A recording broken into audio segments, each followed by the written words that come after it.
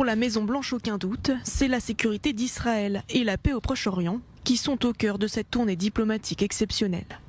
Dans un mois, le président américain Joe Biden se rendra en Israël mais aussi en Arabie Saoudite où il rencontrera le prince héritier Mohammed Ben Salman. Une visite qui marquerait une étape inédite dans la relation entre les deux puissances et ses deux dirigeants.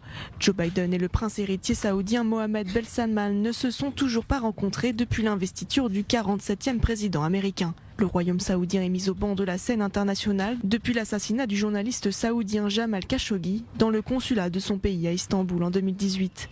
Une rencontre entre les deux hommes qui pourrait ainsi réchauffer les relations entre les deux pays et contribuer à la réhabilitation internationale du dauphin saoudien.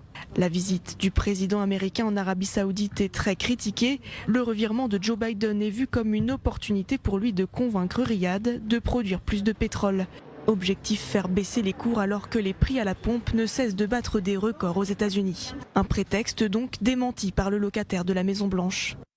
Non, les engagements des Saoudiens n'ont rien à voir avec l'énergie. Il se trouve qu'il s'agit d'une réunion plus importante qui se déroule en Arabie Saoudite.